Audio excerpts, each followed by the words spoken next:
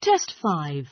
You will hear a number of different recordings, and you will have to answer questions on what you hear. There will be time for you to read the instructions and questions, and you will have a chance to check your work. All the recordings will be played once only. The test is in 4 sections. At the end of the test, you will be given 10 minutes to transfer your answers to an answer sheet. Now turn to Section 1. Section 1. You will hear a woman telephoning a farm to inquire about a part-time job. First, you have some time to look at questions 1 to 6.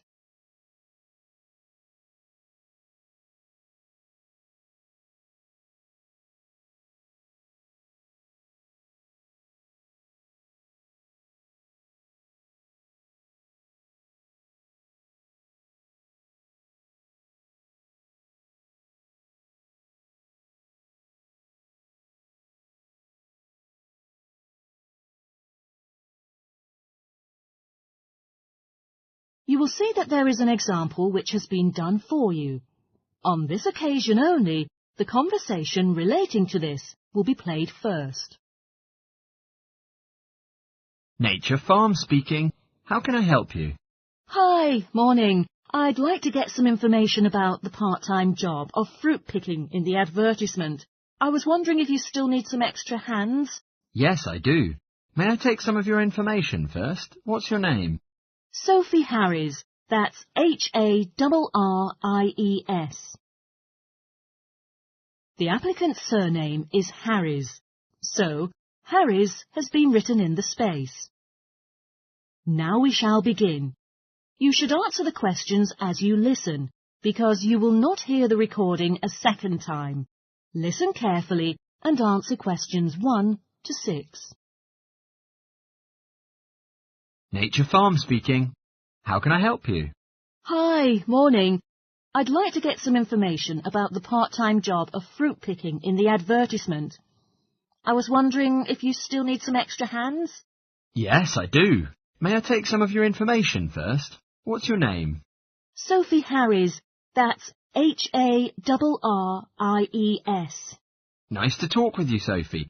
And where are you currently staying? Well, I'm from London, but now I'm staying at Central Hostel, Sydney. OK. May I have your contact number?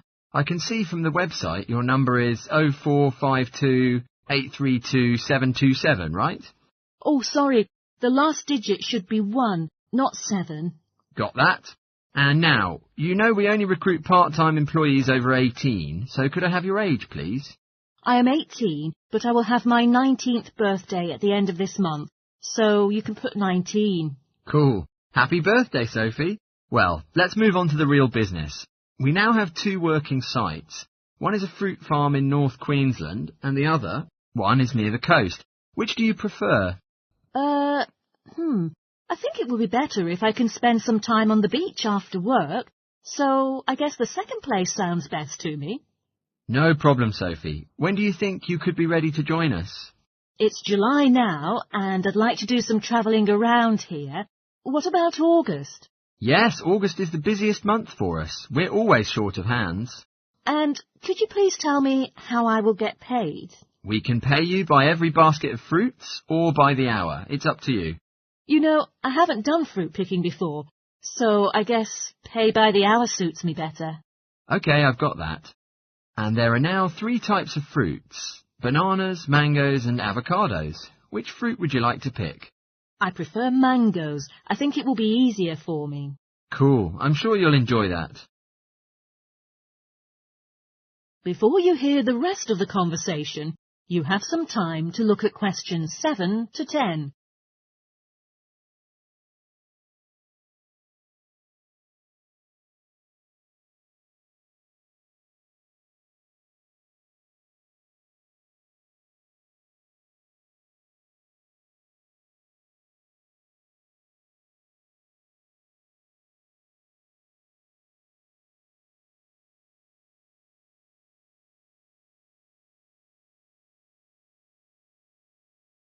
Now listen and answer questions 7 to 10.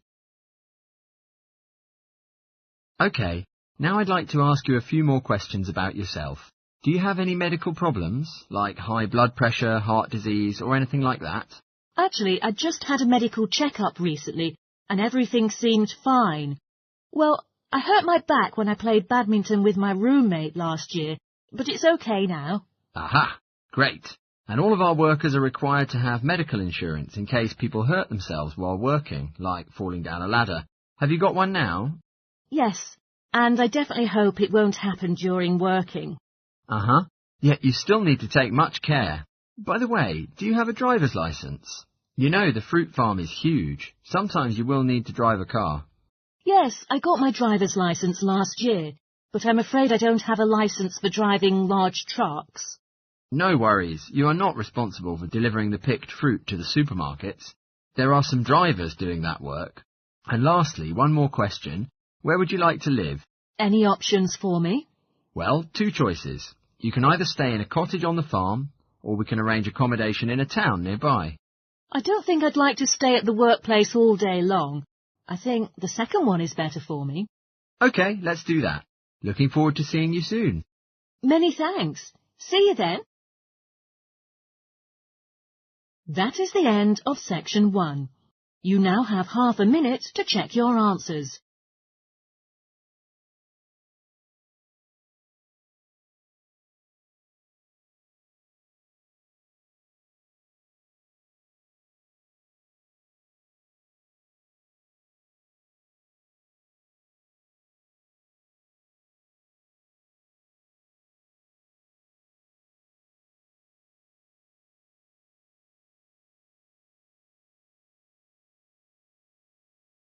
Now turn to section 2. Section 2. You will hear a man making a presentation to local school committees. First, you have some time to look at questions 11 to 16.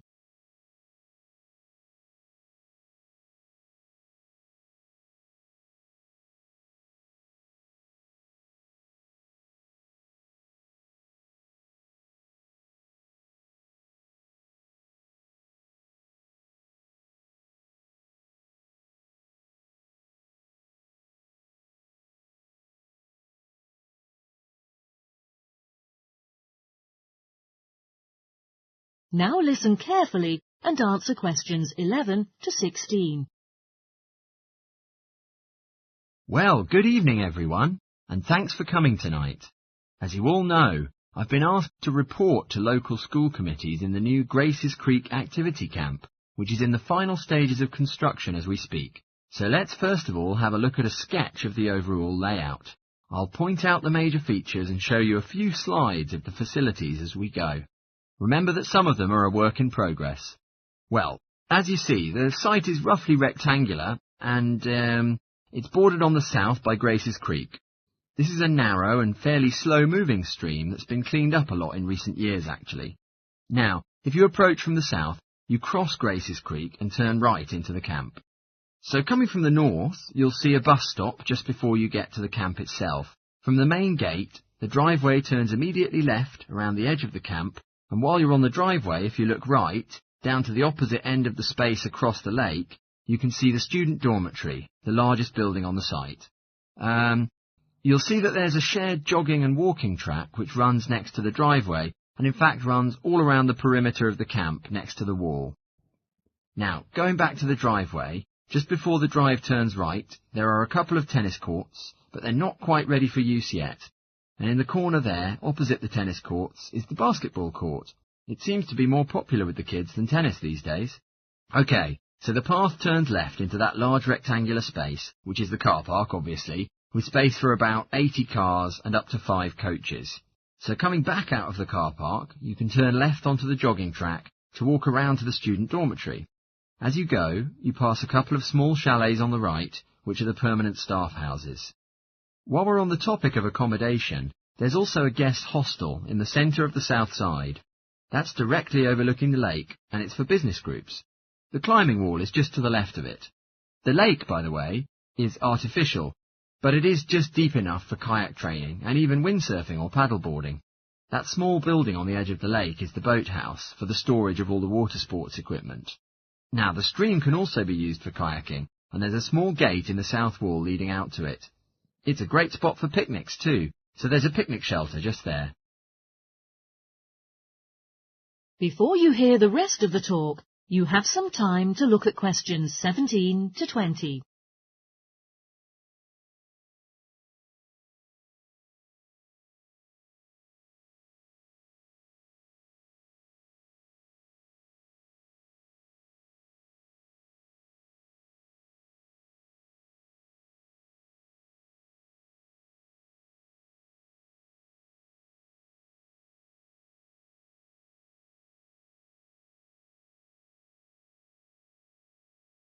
Now listen and answer questions 17 to 20.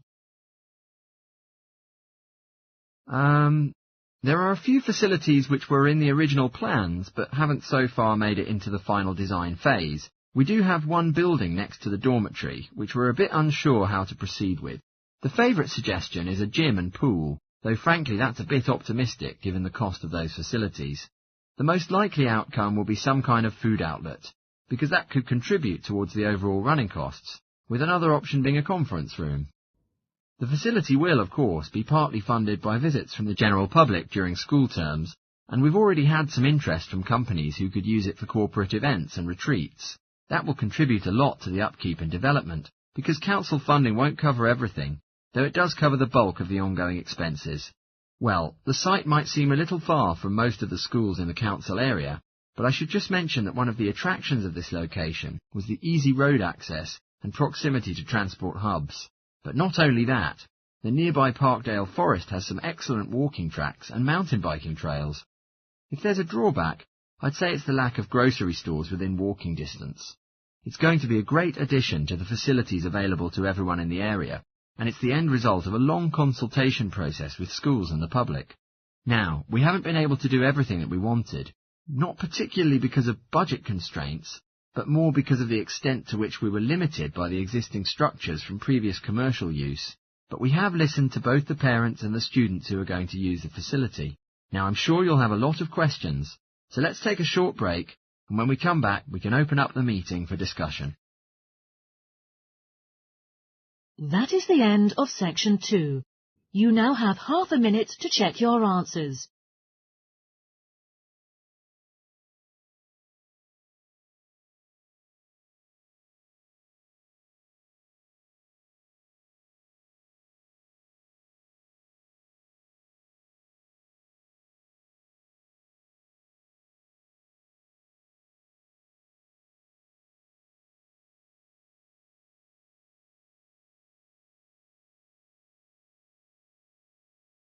Now turn to section 3. Section 3. You will hear two geography students talking. An older student called Howard is giving advice to a younger student called Joanne on writing her dissertation.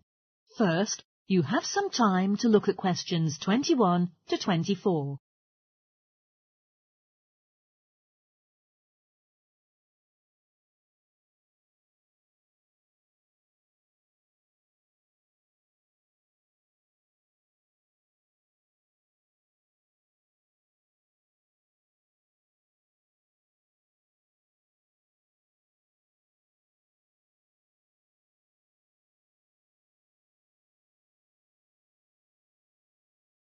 Now listen carefully and answer questions 21 to 24. Hi Howard, haven't seen you for a while. Hi Joanne. Yeah, they're keeping us really busy on the postgraduate programme. But how are you? You'll be starting your dissertation soon, won't you? Yeah, tutorials start next week. I've got Dr. Peterson. You still remember him from last year, of course? It's not something you forget easily. But seriously, although I didn't expect to enjoy writing my dissertation, and in fact I didn't really find it much fun, I wouldn't miss the experience. I found it really improved my understanding of the whole degree programme, you know, from the first year on. Right. So what are you doing yours on? Glaciated landscapes, although I haven't decided exactly what aspect yet. I did mine on climate systems, so I can't help you much, I'm afraid. But you'll be fine once you start your tutorials. Dr. Peterson will help you focus. I know, and he'll set me deadlines for the different stages, which is what I need. My concern is that I've got tons of material on the topic, and I won't be able to stick to the word limit, you know. I remember I had different concerns when I was doing my dissertation. Last year?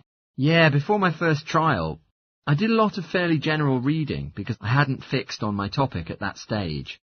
I actually enjoyed that quite a lot, and you know, it improved my reading speed.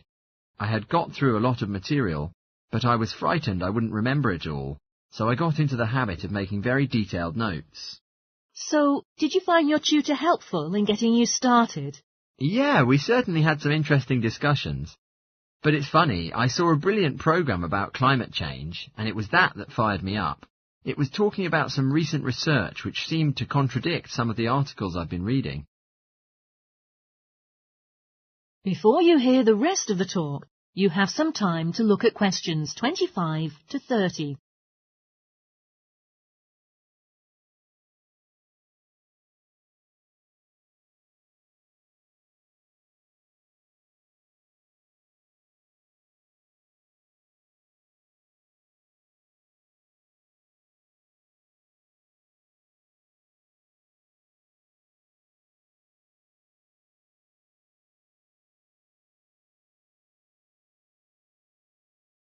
Now listen and answer questions 25 to 30.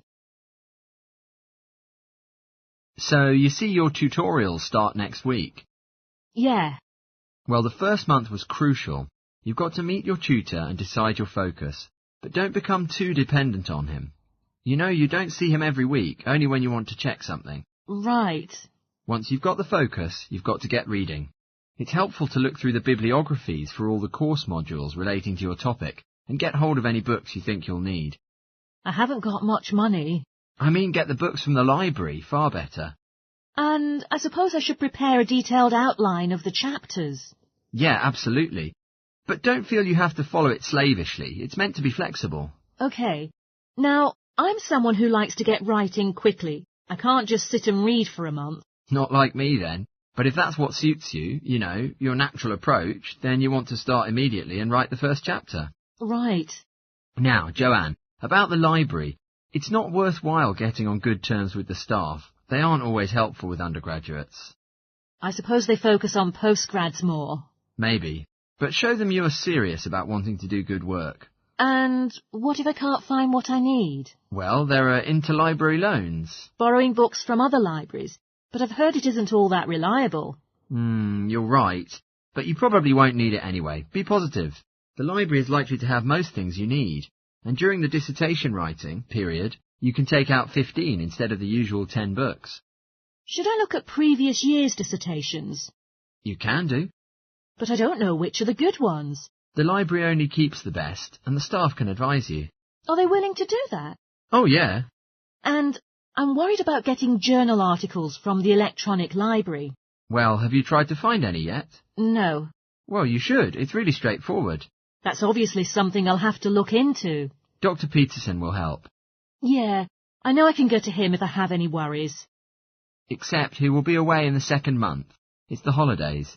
You should ask him what to do while he's away. Gosh, yeah, but I suppose I can get a lot of support from a couple of people who are thinking of doing the same topic as me. Take care. Collaboration can become dependency. I think you'd better see how it works out, what the people are like. You're probably right.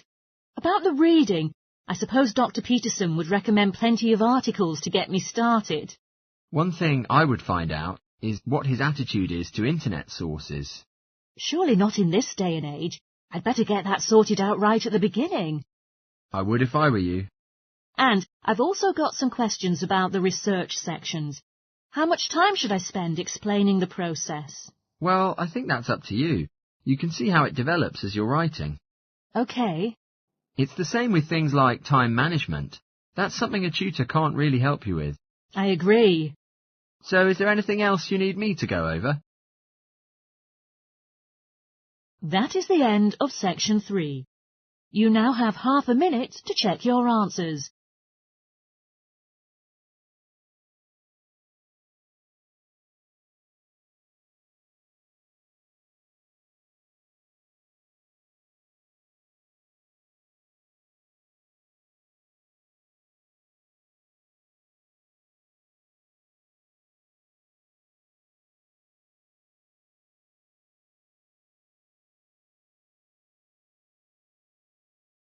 Now turn to Section 4. Section 4. You will hear part of a lecture in a business class talking about a global petrol company, Telsa's expansion and its future development. First, you have some time to look at questions 31 to 40.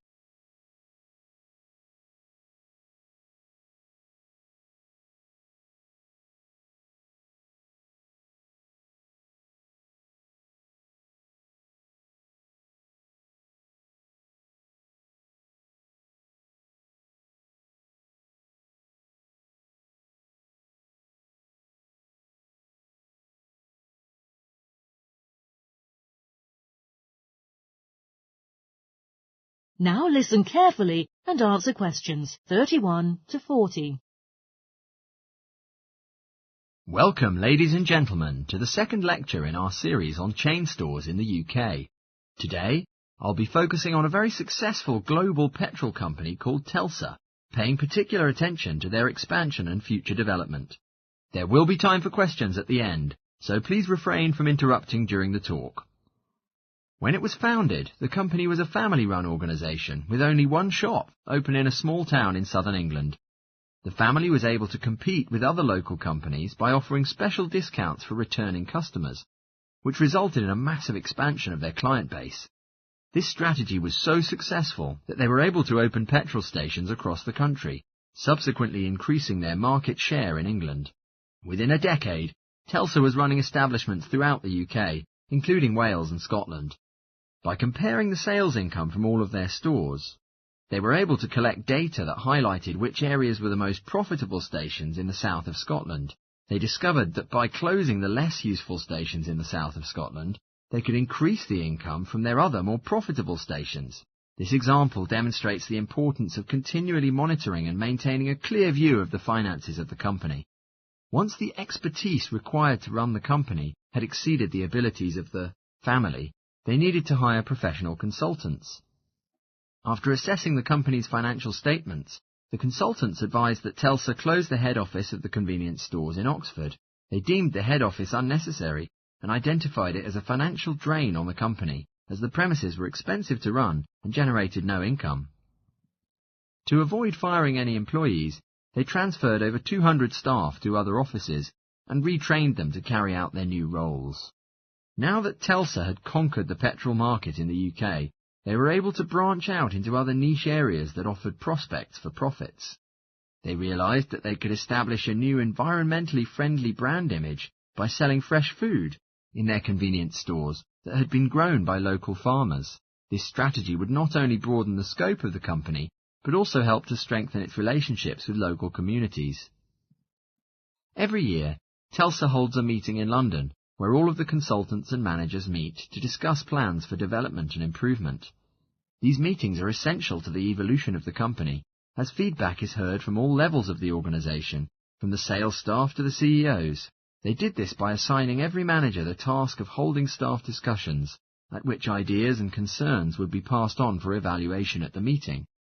Telsa decided to accommodate the individuality of each of their stores, instead of forcing them to conform to one overriding company identity. They realised that by increasing the flexibility of the profit-making strategies of each of the retail stores, they subsequently became more commercially successful. The level of staff satisfaction also doubled as a result, as the individuals felt they were not being constrained to one way of thinking. To avoid misunderstandings and mistakes, any future changes were introduced in stages to familiarise the staff with the new regulations. Now, it's time to conclude the lecture for today, so I will leave you with some food for thought before you go. To run a successful business, one cannot underestimate the importance of maintaining open-mindedness when deciding on strategies for expansion. Sometimes it's necessary to employ an independent consultant who can offer an objective and unbiased view on the running of your company. Emotion will only ever cloud your ability to make business-related decisions. Research suitable case studies and look at how department stores, for example, were able to alter their organisational structure while minimising costs and staff redundancies. Precedents are an essential resource when it comes to making decisions for your own business, so don't undervalue them. Well, that wraps up our lecture for today. If there are any questions? That is the end of Section 4. You now have half a minute to check your answers.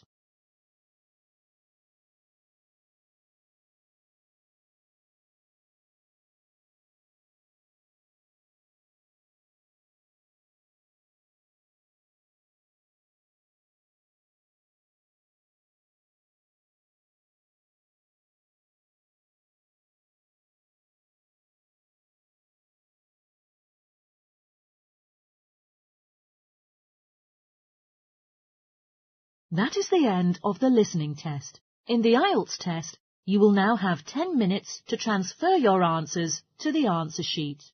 Please wait for the answers.